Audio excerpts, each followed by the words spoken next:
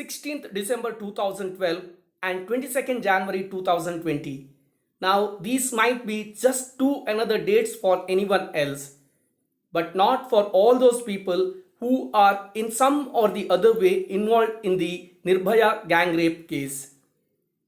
The incident happened on 16th December 2012 and finally the convicts were being hanged on 22nd January 2020. Four were being hanged, one suicided himself in the jail and one being released because he was a juvenile.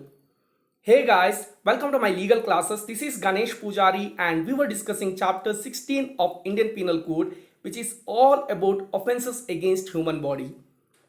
Now, if you ask me which is the most evolved three sections in Indian Penal Code, I would definitely say it is section 375 to 377. The first two sections are dealing with rape and the last one is dealing with unnatural offences.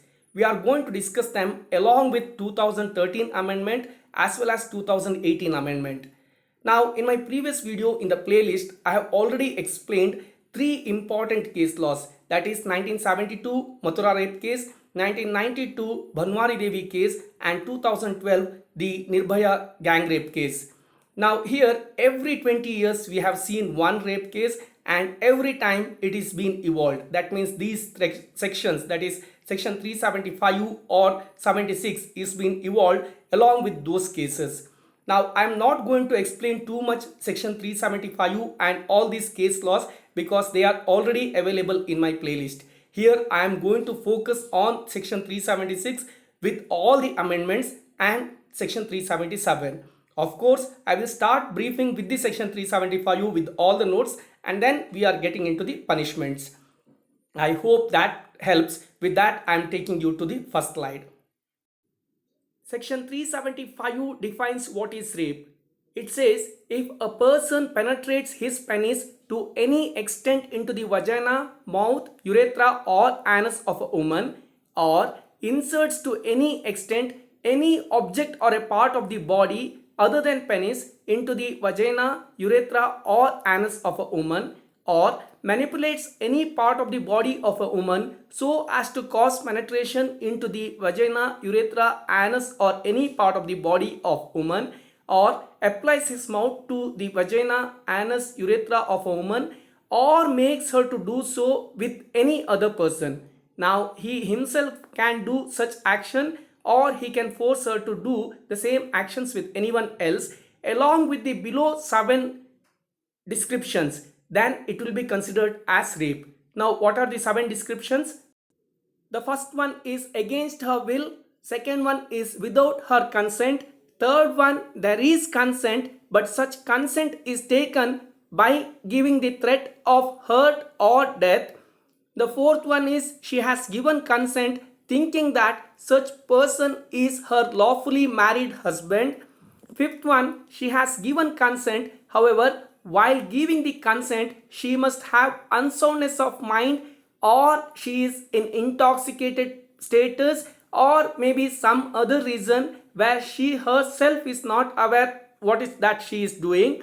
And the sixth one is with or without her consent when she is under 18 years of age and when she is unable to communicate consent. Under any of these 7 circumstances along with those 4 conditions which I have already told, that is penetrating the penis or inserting any object or manipulating any part of the body or applying his mouth maybe to vagina, mouth, urethra, anus or any part of the body, then that becomes rape. So it is a combination of first 4 aspects and then the 7 other descriptions that is being defined. Now when there is a combination of any 2, then it is considered as rape.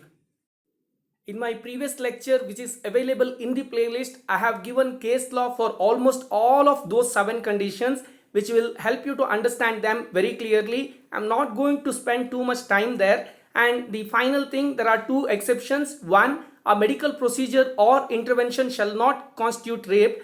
That is very important. And the second one is sexual intercourse or sexual acts by a man with his own wife. The wife not being under 15 years of age is not rape.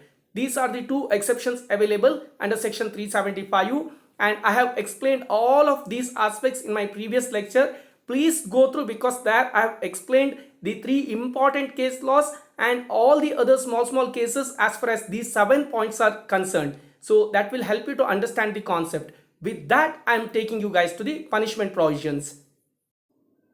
As far as punishment provisions are concerned, there are as many as 9 sections, starting from section 376, which is the original section, and then 5 sections have been added in the 2013 amendment, starting from section 376A to 376E, and then there were 3 more sections added in the 2018 Amendment Act. Now, subsection 1 of section 376 discusses about whoever, except in the cases provided for in subsection 2, commits rape. So, other than subsection 2, whatever rape is committed, what is the punishment here? Punishment is minimum of 10 years rigorous imprisonment, which can go up to life imprisonment along with fine. Subsection 2 discusses about as many as 13 different personalities committing rape or the situation of rape, and then it also explains the punishment.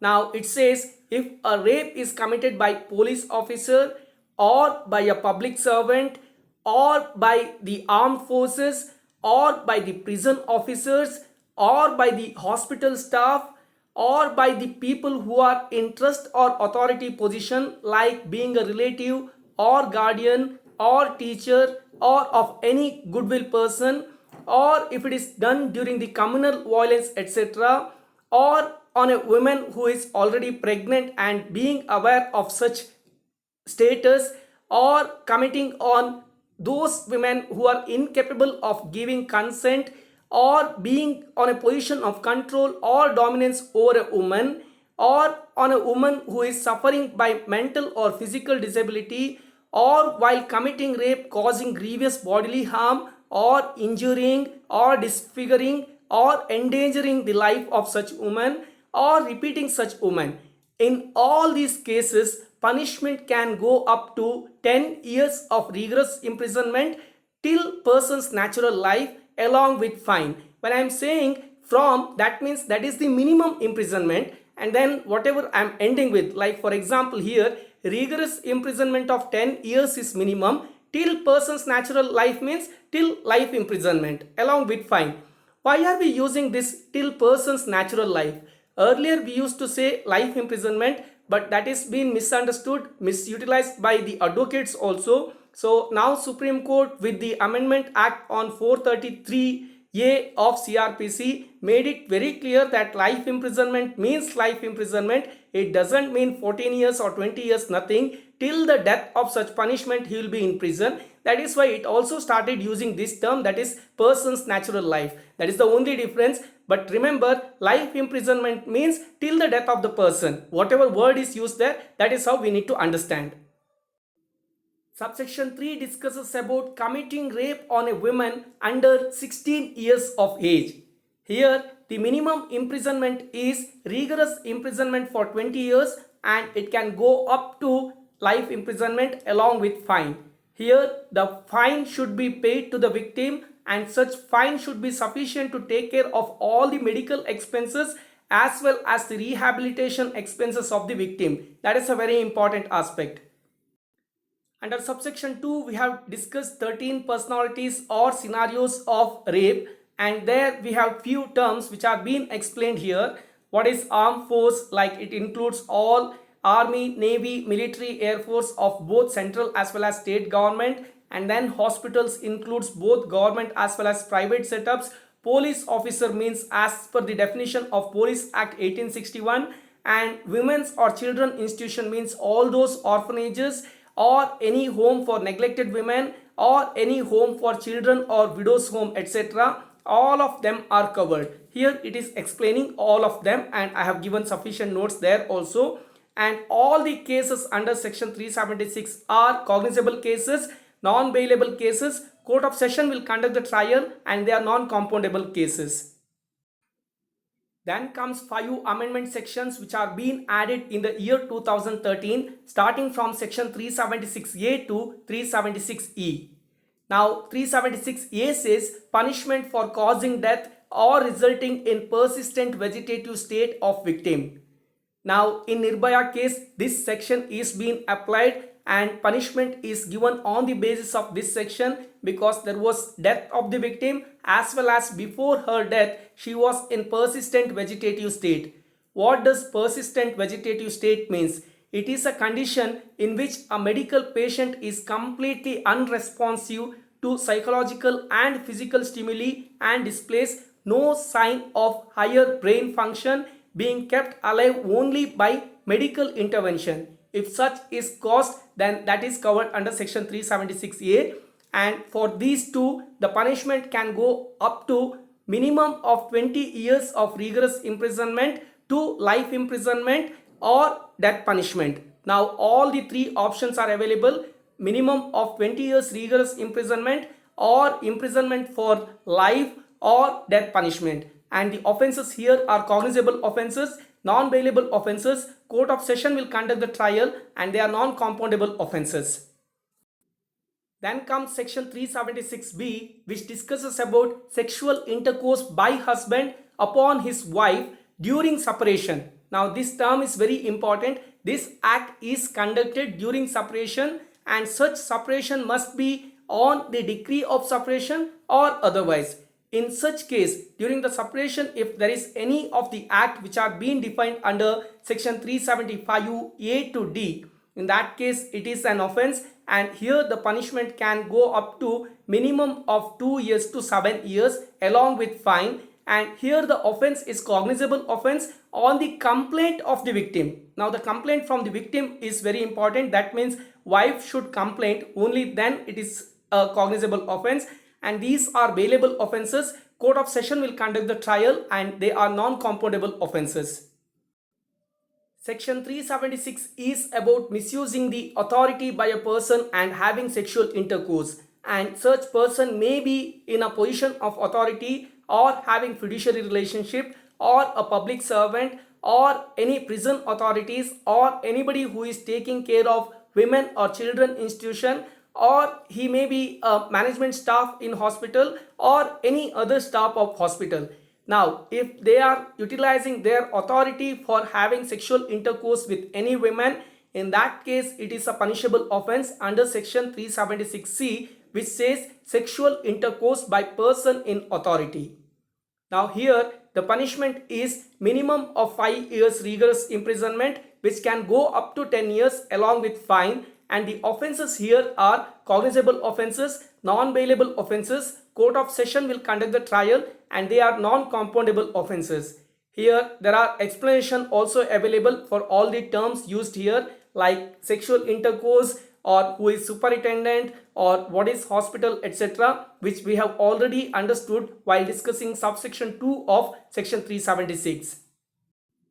Section 376D discusses about gang rape. Now listen carefully. There are 2 or more persons and they are committing rape on that particular woman.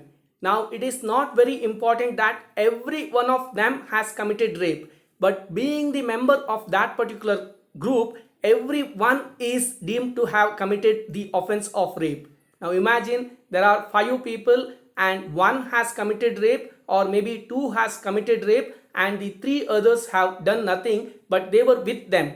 In that case, all the 5 of them are deemed to have committed the offense of rape, and the punishment for all of them is the minimum of rigorous imprisonment of 20 years, which can go up to life imprisonment along with fine. Here whatever fine comes, that should be paid to the victim, and it should be sufficient to take care of the medical expenses as well as rehabilitation of the victim. That is very important. And the offences here are cognizable offences, non-bailable offences. Court of session will conduct the trial and they are non-compoundable offences. Section 376E discusses about punishment for repeat offenders.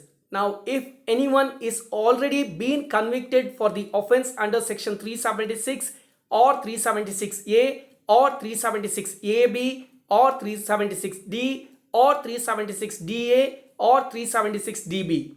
Now they have already been convicted once, and if they are again getting convicted under any of these sections, in that case the punishment is minimum of life imprisonment, which can also go to the extent of death punishment. Now here the offences are cognizable offences, non-bailable offences, court of session will conduct the trial, and they are non-compoundable offences. Then comes three amendments which are being added from Criminal Law Amendment Act 2018, that is section 376AB, 376DA and 376DB. First let us try understand what is 376AB. Here punishment for rape on women under 12 years of age. Now if rape is committed on a woman who is below 12 years, then the minimum imprisonment is rigorous imprisonment for 20 years, which can go up to life imprisonment along with fine, or it may end up with death punishment also. That is a very important part, and whatever fine is collected here will go to the victim, and such fine should be sufficient for the medical expenses as well as rehabilitation of the victim. That is another important aspect, and the offences here are cognizable offences, non-bailable offences. Court of session will conduct the trial and they are non-compoundable offences. Section 376DA and DB are coming under the umbrella of section 376D, which discusses about gang rape. Now here it is discussing about the gang rapes committed on the women which is below 16 years age or below 12 years age. What happens when gang rape is committed on women under 16 years of age is discussed under section 376DA, which says the punishment can go up to life imprisonment along with fine, and under DB, if the woman is below 12 years of age, there the punishment is minimum of life imprisonment along with fine, or it may go to death punishment also. Now whatever fine is collected, it will go to the victim, and such fine should be sufficient for the medical expenses as well as rehabilitation of the victim in both the sections. That is very important. And the offences here are cognizable offences, non-bailable offences. Court of section will conduct the trial and they are non-compoundable offences. Guys, I will repeat what is gang rape. Imagine there are 10 people. Now the minimum is 2 or more. Imagine there are 10 people, only one has committed rape but 9 others were there in the scenario. In that case, all the 10 will be deemed as committed the offense of rape. That is very important. Just by being the part of that particular gang, the one who is there in the gang will be considered as he has also committed the offense of the rape, and they will also be given with this type of punishment. So that is a very important part that you need to remember as far as gang rape is concerned. Section 377 discusses about unnatural offenses. Now, if anybody is having anal sex with a man or woman or with animal, or if anybody is committing sex with animals or birds, in that case it is a punishable offense where the punishment can go up to 10 years to life imprisonment along with fine, and these are cognizable offences, non-bailable offences. Magistrate of first class will conduct the trial and they are non-compoundable offences. Now having anal sex can be told as sodomy, and having sex with animals or birds is known as bestiality. Basically, this section considers homosexual act or anal sex or having sex with any animals or birds as an unnatural offenses. That is what you need to keep in your mind. Now, most of the time people think that section 377 is being repealed. No, it is not being repealed. It is still there. There is a certain part which is being discussed and amended. That is a very important part, and I have given the entire story here. Let us try understand the story. The story has sufficient history, but I will pick the story from July 2009. Now, during July 2009, in the case law of Suresh Kumar Kaushal versus Nas Foundation, Delhi High Court held that certain part of section 377 is unconstitutional. However, the same is overturned by the Supreme Court of India, saying that it is the job of the Parliament to decide whether section 377 is constitutional or unconstitutional, because they are the lawmakers. However, Nas Foundation was very persistent and they again made an application which was being reviewed by a 3-member bench of the Supreme Court on 6th February 2016. After the review by these 3 members bench, they suggested for review by 5 members bench. Now, in the meantime, what happened? During 24th August 2017, Supreme Court in its landmark judgment in the Justice Puttaswamy case upheld the right to privacy. Now, that case was all about Article 14, 19 and 21, and all these years LGBT community was also fighting for equality, etc., which were quite similar to right to privacy fight. What is LGBT? L for lesbians, G for gays, B for bisexuals, and T for transgenders.